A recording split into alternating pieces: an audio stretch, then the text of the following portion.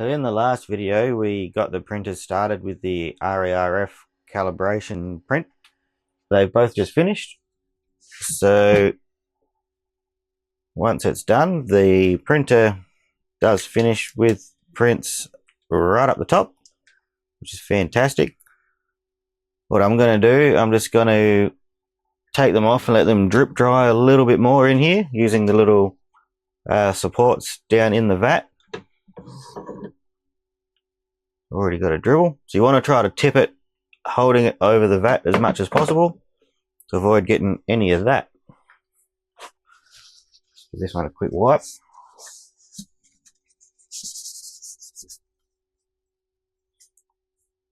Then we'll do the same over here, hopefully without making a mess. Move that one.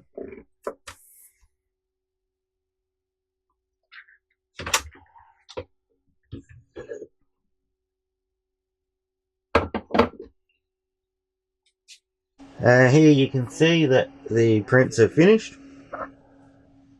They've sort of done what they had to do. See one of my other videos, I'll go through everything explaining how the RERF works. I'll keep that in a separate video in case you don't want to look through all that again. So the print's finished. I've given them a good wash. I like to leave them on the build plate so I can actually see what's what. It's very easy to lose the numbers because they've all got a number 5 on them, which is not helpful. But that's just there for reference. That's not actually telling you what part of the build plate it came from. But yeah, these numbers definitely help because it can be confusing the way that the numbers are, because when it's sliced, it's all sort of back to front and mirrored, looking from different directions. To wash them, all I did was obviously leave them on the build plate. I've got the Wash and Cure Plus, which has a slightly larger cleaning tank on it. So I just basically held it and then just sort of manually dunked it a few times and swirled it around. It doesn't fit in there, so I sort of had to come in both sides and give it a good swirl. Pretty much keep doing it till you sort of hold it sideways and the cleaning that's running off isn't grey anymore, or whatever colour resin you've used. So that indicates that you've pretty thoroughly washed it. There is still a little bit on here, but that's fine. I then continued to blow it dry with the air compressor. You do have to be careful. You don't want to blow all the details off of it. We are here to try to look and make a decision. For me, when I'm doing my actual production runs, I do use the air compressor to blow dry and clean off the models. So if I did get a bit aggressive and I did happen to damage something on here, well, it's still kind of a real world example of what I need it to be able to hold up to in my process. So kind of like no point being super gentle with this if that's not how you treat the actual thing you print. So the way the RERF is, you get all your different exposure times. If you can't remember what you did, you go back to the printer and have a look on the screen and have a look at the settings that were selected.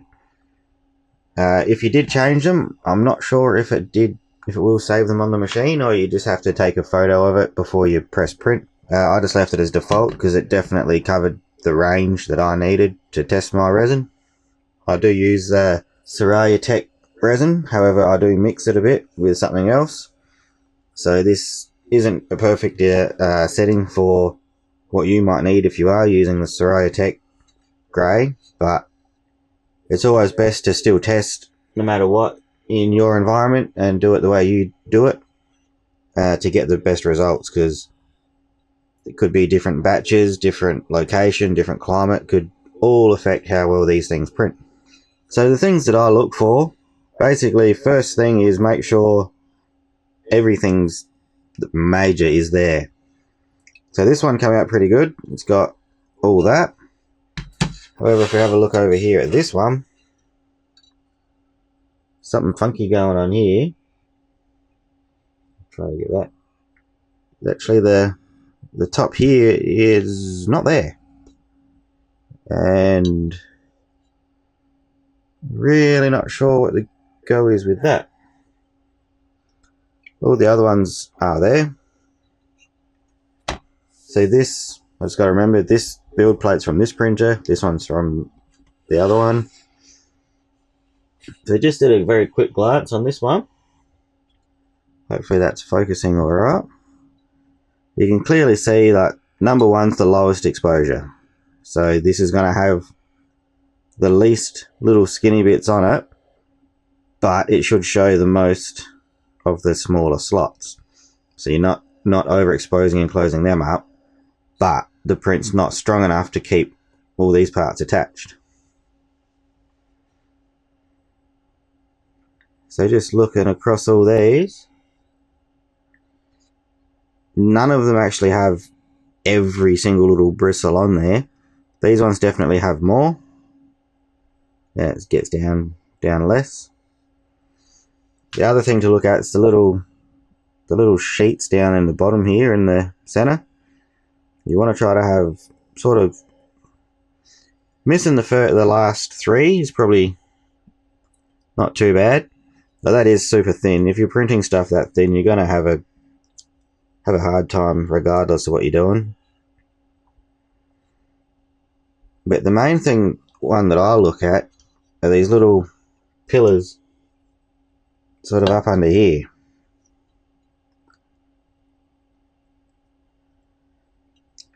So naturally, this is number 8. That's got the highest exposure. Everything's still there. They're all pretty strong. They're sort of not really going anywhere. As you work down, I'll try to hold that one steady. This far one doesn't have any of them. So a couple things to be aware of too. Not only is that underexposed, but the idea is that this top bit here does catch a few of the underexposed bits as it prints. However, there's a fair chance I've got some little bits of stuff stuck on my screen that I need to clean up. But I'll have a look.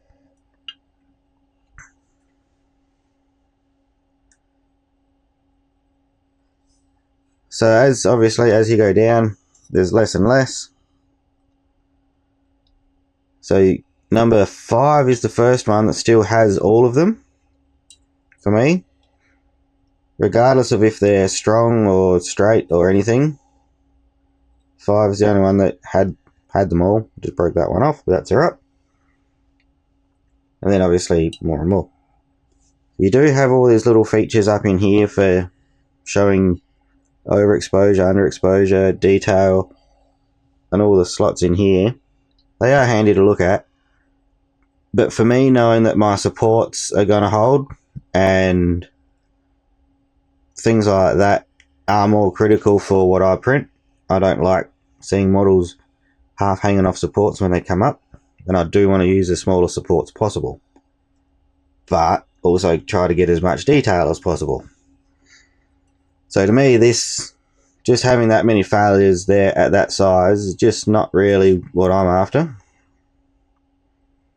So I'm sort of thinking somewhere I'm going to choose 5 or 6. Yes, if I did go to 7 or 8, it will be a stronger print. Your supports are never going to fail, but they're also going to be a pain to get off. They're going to be overexposed. You are going to lose small details. It can affect your peeling a little bit off the FEP as it's lifting. So you don't want it over because you lose detail. You don't want it under because it'll fail because it's weak. Somewhere in the middle.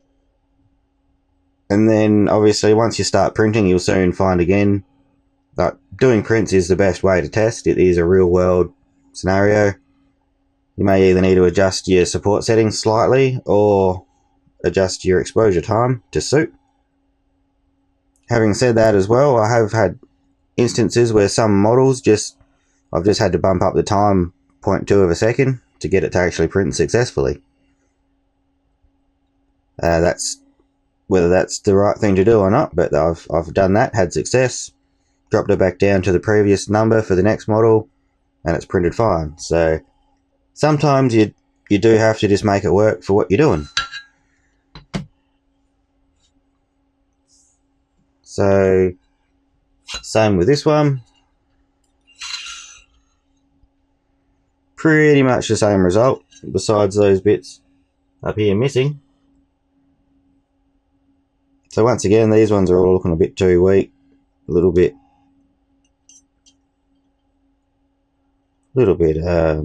underwhelming. Up here, you know they're going to be there. It's going to be stronger. You're going to have all these here. So once again, you do get stronger prints, but you do start losing fine detail. That's the trade-off, and that's the whole fun side of resin printing. It's a compromise. You either get strong ones with lower detail, or potentially a failed print, but what did print has got small detail. But either way, the detail you get from doing all this, like a resin printer, is phenomenal, and it's really hard to beat any other process. You just don't chase something that isn't achievable just because you think you should be able to. So if you have a look on the calibration test setup, I didn't change any values before running the test. So we've got 1 was 1 second, 2 is 1.25, and it slowly goes up by 0.25 of a second. Number 8 is 2.75. So I was looking at number sort of 5 and 6.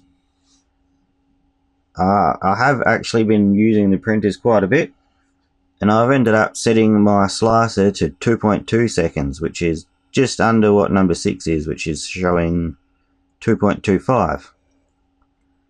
So I did do the RERF before any of the tests initially. I'm just coming back to explain all this. This is sort of confirming what I have picked and have been using. Just for interest's sake, if we go into device status, I believe that must be, I've done 31 prints. I've already got 170 hours on the LCD. Got nearly 20 hours on the LED panel, which is, I believe, the light source inside. And I've already printed 28,000 layers on this printer in about a week. So I do give them a pretty good workout.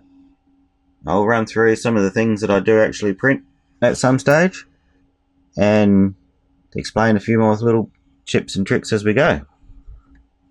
So from my results, just a bit of a recap. I personally settled on 2.2 seconds.